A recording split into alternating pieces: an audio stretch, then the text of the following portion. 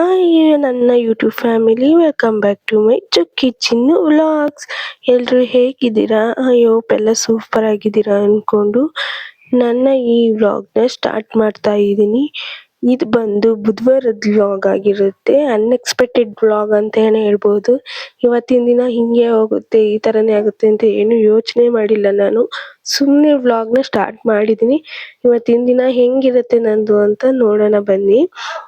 ಇವತ್ತು ನಾನು early morning ಬೇಗನೆ ಎದ್ದು ಎಲ್ಲ ರೀತಿ ಕೆಲಸಗಳನ್ನ ಮುಗಿಸಿ ಪಾತ್ರೆ ತೊಳೆಯೋದು, ಬಾಕ್ಲಿಗೆ ನೀರು ಹಾಕೋದು, ನೀರು ಹಿಡಿಯೋದು, ಮನೆ ಕಸ ಹೊಡೆಯೋದು ಎಲ್ಲ ಕೆಲಸನೂ ಮುಗಿಸಿ ಮಕ್ಳಿಗೆ ತಿಂಡಿಗೆ ಅಂತ ಚಿತ್ರಾನ್ನ ಮಾಡ್ತಾ ಇದ್ದೀನಿ. ನಾನು ಒಂದು ಕಡೆ ಚಿತ್ರಾನ್ನ ಮಾಡ್ತಾ ಇದ್ರೆ ಅಣ್ಣ ತಂಗಿ ಒಂದು ಕಡೆ ಬಂದು ಆರಾಮಾಗಿ ಹರಟೆ ಹೊಡಿತಾ ಕೂತಿದ್ದಾರೆ ಆಟ ಆಡ್ಕೊಂಡು.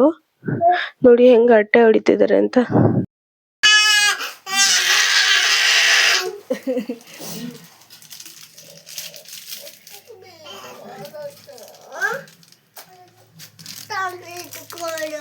ಬೇಡ ಬಿಟ್ಬಿಡೋಕಲ್ಲ.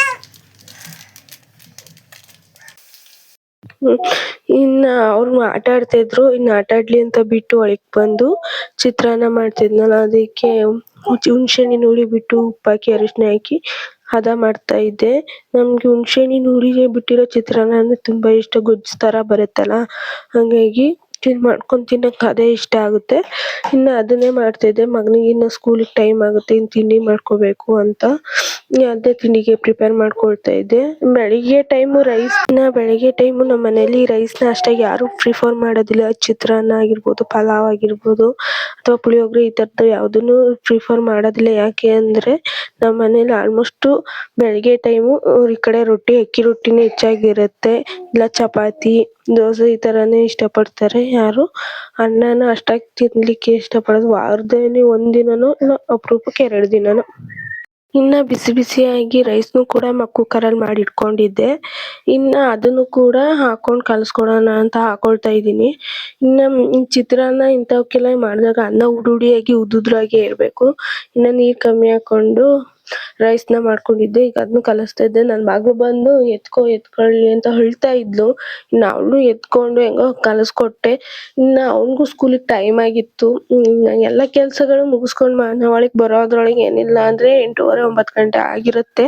ಇನ್ನು 9:30 9:45 ಅಷ್ಟೊತ್ತಿಗೆ ಅವ್ನಿಗೆ ಸ್ಕೂಲಿಗೆ ಕಳಿಸ್ಬೇಕು. ನಾನು ಅರ್ಧ ಗಂಟೆ ಮುಕ್ಕಾಲು ಗಂಟೆ ತನಕ ಏನಾಗುತ್ತೆ ಅಷ್ಟು ಅಡುಗೆ ತಿಂಡಿ ಮಾಡಿ ಅವನಿಗೆ ತಿನ್ನಿಸಿ ಸ್ಕೂಲಿಗೆ ರೆಡಿ ಮಾಡಿ ಕಳಿಸ್ಬೇಕು. ಇನ್ನು ನಂತು ಸ್ಕೂಲಿಗೆ ಕಳ್ಸೋದಾದ್ರೆ ಮೊದಲೇ ಬಟ್ಟೆ ಇಕ್ಕಿರೋದಿಲ್ಲ. ಅವ್ನು ತಿಂಡಿ ತಿನ್ನೋದಕ್ಕಿಂತ ಮುಂಚೆ ಅವ್ನು ತಿಂದ ಮೇಲೇನೆ ಬಟ್ಟೆ ಇಕ್ಕೋದು. ಮೊದಲೆಲ್ಲ ತಿಂಡಿ ತಿನ್ನು ಅಂದರೆ ಮನೆ ತುಂಬ ಚೆಲ್ಲಾಡ್ಕೊಂಡು ತಿನ್ನೋನು. ಇವಾಗ ಸ್ಕೂಲಿಗೆ ಕಳ್ಸೋಕೆ ಹೇಳಿದ್ಮೇಲೆ ಅವನೇ ತಿಂತಾನೆ. ಅವ್ನು ಮನೇಲೆಲ್ಲ ಚೆಲ್ಲಾಡೋದು ನೋಡಿ ನಾನೇ ತಿನ್ನಿಸ್ವಿ ಕೈ ತುತ್ತು ಮಾಡಿ. ಈಗ ಅವನೇ ತಿನ್ನೋ ನೋಡಿದರೆ ಒಂಚೂರು ನನಗೆ ಖುಷಿ ಅನಿಸುತ್ತೆ. ಇನ್ನು ತಿಂಡಿ ಎಲ್ಲ ತಿಂದಾದ್ಮೇಲೆ ಬಟ್ಟೆ ಇಕ್ಕಿ ಅವ್ನಿಗೆ ತಲೆಯನ್ನು ಬಾಚಿ ಸ್ಕೂಲಿಗೆ ಹೋಗೋದಕ್ಕೆ ರೆಡಿ ಮಾಡ್ತಾ ಇದ್ದೀನಿ. ಅವನಂತೂ ಸುಮ್ಮನೆ ರೆಡಿ ಮಾಡಿಸ್ಕೊಳ್ಳೋದಿಲ್ಲ. ಕತ್ತೆ ಹೆಂಗೋ ಹಾಕೋದು, ಏನೇನೋ ಮಾಡೋದು ಮಾಡಿಕೊಂಡು ರೆಡಿ ಮಾಡಿಸ್ಕೊಳ್ತಾನೆ. ಇನ್ನು ಸ್ನ್ಯಾಕ್ಸ್ಗೆ ಅಂತ ಚುರುಮುರಿ ಹಾಕ್ತಾ ಇದ್ದೀನಿ. ಕಡಲೆಪುರಿಲಿ ಚುರುಮುರಿ ಹಾಕ್ತಾ ಇದ್ದೀನಿ. ಇನ್ನು ಸ್ವೀಟ್ಸ್ ಕೊಟ್ಟರೆ ಅದ್ರ ಜೊತೆಗೆ ಒಂದು ಸ್ವಲ್ಪ ಖಾರನೂ ಇರಬೇಕಲ್ವಾ, ಅದಕ್ಕೆ ಇನ್ನು ಹೆಸರು ಕಾಳು ಲಾಡುನ ಒಂದು ಹಾಕ್ತಾ ಇದ್ದೀನಿ. ಇನ್ನು ಈ ವೆದರ್ಗೆ ಶೀತ ಆಗುತ್ತೆ ಅಂತ ಕಾಯಿಸಿ ಆರಿಸಿದ ಬಿಸಿನೀರನ್ನು ಕೂಡ ಬಾಟ್ಲಿಗೆ ತುಂಬಿಕೊಡ್ತಾ ಇದ್ದೀನಿ. ಇನ್ನು ಅದನ್ನೆಲ್ಲನೂ ಇವನಿಗೆ ಬ್ಯಾಗೊಳಿಗೆ ಹಾಕಿ ಸ್ಲೇಟು ಬಳಪ ಎಲ್ಲನೂ ಬ್ಯಾಗೊಳಿಗೆ ಪ್ಯಾಕ್ ಮಾಡಿ ಕಳಿಸ್ಕೊಡ್ಬೇಕು. ಇನ್ನು ಅವನ್ನೆಲ್ಲ ಅವ್ನಿಗೆ ಇಟ್ಕೊಳ್ಳೋದಕ್ಕೂ ಬರೋದಿಲ್ಲ. ಇನ್ನು 3 ವರ್ಷ ಅಲ್ವಾ, ಹಾಗಾಗಿ ಇನ್ನು ಅವನಿಗೆ ಬ್ಯಾಗೆಲ್ಲ ನೇತಾಕಿ ಸ್ಕೂಲಿಗೆ ಹೋಗುವಂತ ಕಳಿಸ್ಕೊಡ್ತಾ ಇದ್ದೀನಿ. ಇನ್ನು ಹೊರಗಡೆ ಹೋಗಿ ಚಪ್ಪಲಿ ಹಾಕೊಳ್ತಾ ಇದ್ದಾನೆ. ಅವ್ನಿಗೆ ಹಾಕೊಳಕ್ ಬರೋದಿಲ್ಲ. ಅದು ಹೆಂಗೆ ಹಾಕೊಳ್ತಾರೆ ನೋಡೋಣ ಅಂತ ನೀನೇ ಹಾಕೋ ಅಂತ ಅಂದೆ. ನೋಡಿದ್ರೆ ಚಪ್ಪಲಿ ಹಾಕೊಳಕ್ ಬರ್ತಾರೆ, ಒದ್ದಾಡ್ತಾ ಇದ್ದಾನೆ. ಹೋಗು, ನಾನು ಬರಕಲ್ಲ, ಹೋಗು ಸ್ಕೂಲಿಗೆ.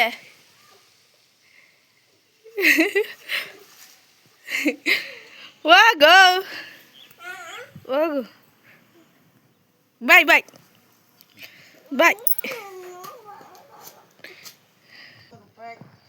ಇನ್ನ ಮಗನ್ ಇವ್ರ ಅಜ್ಜಿ ಕಳ್ಸ್ಬಿಟ್ಟು ಹೋತ್ ಬಂದು ಹೊಲ್ತಕ್ಕೆ ನಾನು ಕೂಡ ಟಿಫನ್ ತಿಂದು ನೀರ್ ನನ್ನ ಬಿಡಕ್ ಮಗಳು ಕೂಡ ಹೋಯ್ತು. ಟಿಫನ್ ತಿಂದ್ರು. ಅಷ್ಟ್ರೊಳಗೆ ಈ ಟಬ್ ಮಾರೋರು ಬಂದು ಅಯ್ಯೋ ₹100 ಮಗ ಒಂದು ಅಂತ ಇಟ್ಕೊಂಡು ಮಕ್ಳು ಅವ್ರ ಇಟ್ಕೊಂಡು ಹತ್ರ ಎಷ್ಟು ಒಂದು ಏನ್ ಬಾಸ್ಕೆಟ್ ಮಾಡಕ ನೋಡ್ತಾ ಇದೆ. ತರ್ಸ್ಕೊಂಡ್ ಹೋಯ್ತೆ ಮಕ್ಳಿಗೆ ಅಡ್ಗೆ ಮಕ್ಳು ತಿಂಡಿ ತಿನ್ಕ ಬಟ್ಟೆಗಳನ್ನು ಹೋಗಿ ಅಂದೆ ತೊಳೆಯೋ ಬಟ್ಟೆಗಳನ್ನೆಲ್ಲ ಹಾಕಿ ಇಟ್ಕೊಳಕ್ಕೆ ಮಾಡಿಟ್ಟಿದೀನಿ. ಎಲ್ ಬೇಕೆಲ್ಲ ಎಸೆಯೋದ್ರಿಂದ ಒಂದು ಟಬ್ ಒಳಗೆ ಬಾಸ್ಕೆಟ್ ಒಳಗೆ ಹಾಕಿ ಇಟ್ಕೊಂಡ್ರೆ ಅಲ್ಲಿ ಇರುತ್ತೆ ಅಂತ.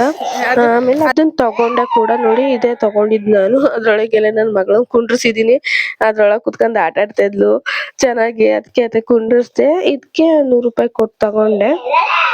ಕ್ವಾಲಿಟಿ ಓಕೆ ₹100 ತಾನೇ ನೆಕ್ಸ್ಟ್ ಎಕ್ಸ್ಪೆಕ್ಟ್ ಮಾಡಕ್ಕಾಗುತ್ತೆ ಅಲ್ವಾ.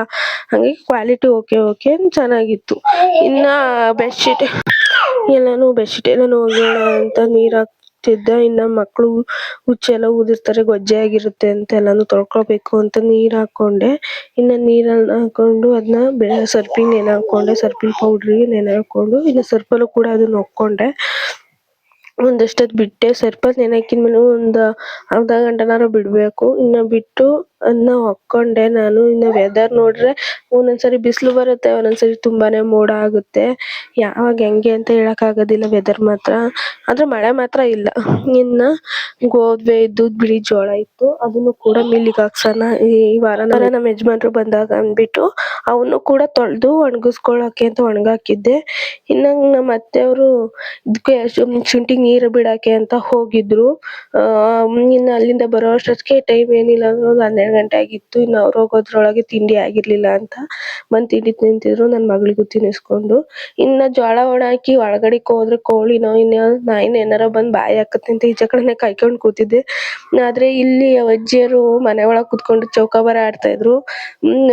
ಯಾವ ತರ ಚೌಕಾಬಾರ ಆಡ್ತಾರೆ ಅಂದ್ರೆ ಜಗಳ ಆಡ್ಕೊಂಡು ಕಿತ್ತಾಡ್ಕೊಂಡು ಚೌಕಾಬಾರ ಆಡ್ತಾ ಇದ್ರು.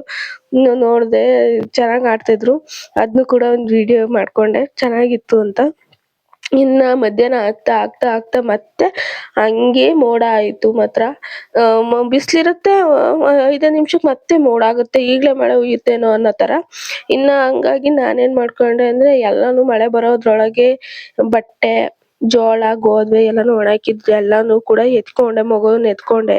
ಇನ್ನ ಮಳೆ ಬಂದ್ರೆ ಒಂದೇ ಸರಿ ಮಳೆ ಬಂದ್ರೆ ಮಳೆ ಬರೋದಿಲ್ಲ ಅನ್ಕೊಂಡ್ ಕೂತ್ಕೊಂಡು ಒಂದೇ ಸರಿ ಮಳೆ ಬಂದ್ರೆ ಎಲ್ಲದನ್ನು ನೆಂದೋಗ್ಬಿಡುತ್ತೆ ಅಂತ ಎಲ್ಲಾನು ಎತ್ಕೊಂಡೆ. ಇನ್ನ ಆಮೇಲೆ ನೋಡ್ತಾ 4:15 ಆಯ್ತು. ಮಗನಿಗೆ ಸ್ಕೂಲು ಬಿಡ್ತು, ಅವನು ಬಂದ. ಇನ್ನ ಬಿಟ್ಟಿದ ತಕ್ಷಣ ಅವ್ರ ಅಕ್ಕನ ಜೊತೆ ಬಂದು ಅಲ್ಲೂ ಅವಳ ಜೊತೆ ಒಂದ್ 5 ನಿಮಿಷ ಮಾತಾಡಿ ಟೈಮ್ ಸ್ಪೆಂಡ್ ಮಾಡಿ ಅಲ್ಲಿಂದ ಓಡ ಬರ್ತಾನೆ. ಅವ್ನು ಬರೋದ್ರೊಳಗೆ ಅವ್ನು ಬರೋ ಟೈಮಿಗೆ ಕರೆಕ್ಟಾಗಿ ನಾನು ನನ್ನ ಮಗಳು ಅವ್ನಿಗೋಸ್ಕರ ಹೊರಗಡೆ ಕೂತ್ಕೊಂಡು ವೆಯ್ಟ್ ಮಾಡ್ತಾ ಇರ್ತೀವಿ. ಇನ್ನ ಬರ್ತಿದ್ದಂಗೆ ನಮ್ಮ ಮುಖ ನೋಡಿ ಅಲ್ಲು ಬಿಡ್ತಾನೆ. ಯಾಕೆಂದ್ರೆ ಒಳಗೆ ಕೂಡಾಕೊಂಡಿರ್ತಾರಲ್ಲ ಸ್ಕೂಲಲ್ಲಿ, ಈಚೆ ಹೊರಗಡೆಗೆ ಬಿಡ್ದಾನೆ. ಇಲ್ಲಾಂದ್ರೆ 3 ವರ್ಷದಿಂದ ಮನೆ ಒಳಗ ಇರ್ತಿರ್ಲಿಲ್ಲ, ಅಲ್ಲಿ ಇಲ್ಲಿ ತಿರ್ಗಕ್ ಹೋಗೋನು. ಹಂಗಾಗಿ ಇನ್ನ ಸ್ಕೂಲಿಂದ ಬರ್ತಾ ಇದ್ದಂಗೆ ಇಂಗ್ಲಿಷ್ ಸ್ಕೂಲಲ್ಲಿ ಹಿಂಗ್ ಮಾಡಿದ್ರು, ಹಿಂಗ್ ಹೇಳ್ಕೊಟ್ರು ಅಂತ ಹೇಳ್ತಾನೆ. ಏನ್ ಹೇಳ್ಕೊಟ್ರು ಅಂತ ಕೇಳಿದ್ರೆ ಇನ್ನ ಈವ್ನಿಂಗಿಗೆ ಸ್ವಲ್ಪ ರೈಸ್ ಮಾಡ್ಕೊಂಡು ಚಪಾತಿ ಮಾಡ್ಕೊಳ್ಳೋಣ. ಇನ್ನ ಮಾರ್ನಿಂಗ್ ಟೈಮಲ್ಲೇ ರೈಸ್ನೇ ತಿಂದಿರ್ತೀವಿ, ಏನ್ 3 ಹೊತ್ತು ರೈಸ್ನೇ ತಿನ್ನೋದು ಅಂದ್ಬಿಟ್ಟು ಚಪಾತಿಗೆ ಅಂತ ಹಿಟ್ಟು ಕಲಿಸ್ಕೊಳ್ತಾ ಇದ್ದೀನಿ. ಇನ್ನ ನಮ್ಮನೇಲಿ ಬೆಳಿಗ್ಗೆನೆ ರೊಟ್ಟಿ ಹಾಕು ಅಂದ್ರು. ಇನ್ನ ಟೈಮ್ ಆಗಿತ್ತು, ಚಿತ್ರಾನ್ನನೇ ಮಾಡ್ತೀನಿ ಅಂದ್ಬಿಟ್ಟು ಮಾಡಿದ್ದೆ. ಇನ್ನ ಈಗ್ಲಾರ ಚಪಾತಿ ಮಾಡ್ಬಿಟ್ರೆ ಒಂದ್ ಸ್ವಲ್ಪ ಒಂದ್ 2 ಚಪಾತಿ ತಿಂದು ಆಮೇಲೆ ಒಂದ್ ಸ್ವಲ್ಪ ರೈಸ್ ತಿಂತಾರೆ ಅನ್ಕೊಂಡು ಕಲಿಸ್ಕೊಂಡ್ ಇಟ್ಕೊಂಡೆ. ಇನ್ನ ಇಲ್ಲಿ ಎಣ್ಗಾಯಿ ಪಲ್ಯ ಮಾಡೋಣ ಅಂತ ಎಣ್ಣೆ ಹಾಕೊಳ್ತಾ ಇದ್ದೀನಿ. ಇನ್ನ ಬದ್ನೆಕಾಯಿ ಇದ್ವಲ್ಲ, ಇನ್ನ ಸಂತೆಯಿಂದ ತಂದಿದ್ದವು ಒಣಗೋಗ್ಬಿಡ್ತವೆ ಅಂದ್ಬಿಟ್ಟು ಬದ್ನೆಕಾಯಿ ಪಲ್ಯ ಮಾಡ್ಕೊಳ್ತಾ ಇದ್ದೆ. ಇನ್ನ ಅದಕ್ಕೆ ಈರುಳ್ಳಿ, ಕರ್ಬೇವಿನ ಸೊಪ್ಪೆಲ್ಲ ಹಾಕೊಂಡು ಸ್ವಲ್ಪ ಬಾಡಿಸ್ಕೊಳ್ಬೇಕು ನೀಟಾಗಿ. ಸಾಸಿವೆ, ಈರುಳ್ಳಿ, ಕರ್ಬೇವಿನ ಸೊಪ್ಪು ಹಿಂಗೆಲ್ಲ ನಾರ್ಮಲ್ ಆಗಿ ಎಲ್ಲರಿಗೂ ಗೊತ್ತೇನು ಸ್ಪೆಷಲ್ ಆಗಿ ನಾನೇನ್ ಮಾಡಕ್ ಹೋಗ್ತಾ ಇಲ್ಲ ಎಣ್ಗಾಯಿ ಪಲ್ಯನ. ಇನ್ನ ಎಣ್ಗಾಯಿ ಪಲ್ಯಕ್ಕೆ ಒಗ್ಗರಣೆ ಎಲ್ಲ ಹಾಕಿದ್ಮೇಲೆ ಮುಳ್ಗಾಯಿ ಹಾಕ್ಬಿಟ್ಟು ಅದನ್ನ ಒಂದ್ ಸ್ವಲ್ಪ ಎಣ್ಣೆಲಿ ಹುರ್ಕೋಬೇಕು, ಫ್ರೈ ಮಾಡ್ಕೋಬೇಕು. ಫ್ರೈ ಮಾಡ್ಕೊಳ್ಳೋ ಆಗ್ಲೇ ಉಪ್ಪನ್ನ ಹಾಕೋಬೇಕು. ಅದೆಲ್ಲ ಉಪ್ಪು ನೀಟಾಗಿ ಹಿಡಿಬೇಕಲ್ವಾ, ಹಾಗಾಗಿ ಅದಕ್ಕೆ ಉಪ್ಪು ಹಾಕೊಳ್ತಾ ಇದ್ದೀನಿ. ಇನ್ನ ಉಪ್ಪೆಲ್ಲ ಹಾಕೊಂಡು ಚೆನ್ನಾಗಿ ಬಾಡಿಸ್ಕೋಬೇಕು. ಬಾಡಿಸ್ಕೊಂಡಾದ್ಮೇಲೆ ಇದಕ್ಕೆ ಒಂದ್ ಮಸಾಲೆ ರುಬ್ಬಿಟ್ಕೊಂಡಿದ್ದೆ, ಆ ಮಸಾಲೆನೂ ಹಾಕೊಂಡೆ.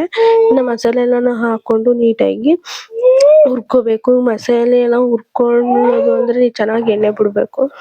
ಎಣ್ಣೆ ಬಿಡೋವರೆಗೂ ಹುರ್ಕೋಬೇಕು. ನಿಮ್ಗೆ ನೀರು ಎಷ್ಟು ಬೇಕು, ಗ್ರೇವಿ ಎಷ್ಟು ಬೇಕು ನೋಡ್ಕೊಂಡು ನೀರ್ ಆಡ್ ಮಾಡ್ಕೊಳ್ಳಿ. ಗ್ರೇವಿ ಚೆನ್ನಾಗಿ ಮಾಡೋ ಹಂತದಲ್ಲಿ ಒಂದ್ ಸ್ವಲ್ಪ ಹುಣಸೆ ಹಣ್ಣಿನ ರಸ ಬಿಟ್ಟೆ ನಾನು.